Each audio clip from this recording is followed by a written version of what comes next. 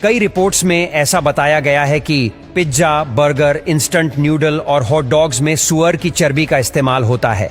और भारत के कट्टर जैन जो अमेरिका में रहते हैं, उन्होंने अमेरिका की प्रसिद्ध कंपनी पर उनके धर्म को भ्रष्ट करने का केस दर्ज किया है।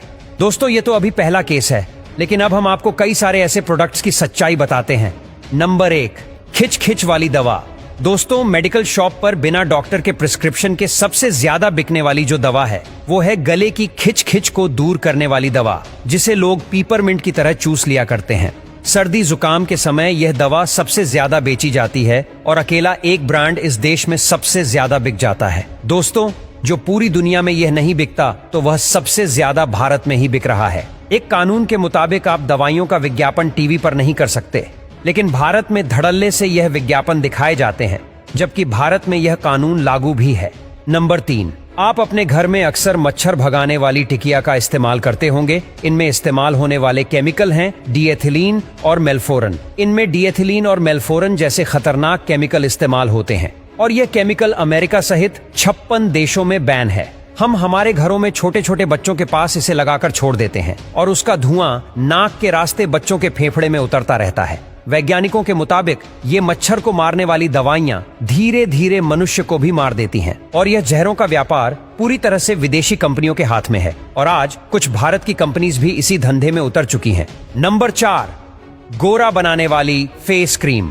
कई सारी क्रीम्स यह दावा करती हैं कि वह इंसान को गोरा बना देती है, लेकिन कई लोगों का एक्सपीरियंस है कि 15 सालों तक वह गोरा बनाने वाली क्रीम लगाने के बाद भी उनके रंग में कोई बदलाव नहीं है आया। कंपनी वालों से जब यह पूछा गया कि आपने इसमें ऐसा क्या मिलाया है जो कि इंसान को गोरा बना देगा, तो उन्होंने कहा कि सुअर की चर्बी के तेल से हम इसे बनाते हैं। भारत के ना जाने कितने लोग इसे लगाकर अपने धर्म को भ्रष्ट कर रहे हैं। दरअसल हमारे शरीर में मेलानिन नाम का एक पिगमेंट होता है जो कि हमारी त्वचा को कई सारी एलर्जीज और सूरज की गर्मी से बचाता है, लेकिन यह क्रीम्स हमारे शरीर में मेलानिन पैदा करने में वाले मेलेनोसाइट्स को मार रही है और हमारे शरीर का रंग हमारे डीएनए की वजह से होता है और दुनिया की कोई भी क्रीम हमारे डीएनए को नहीं बदल सकती।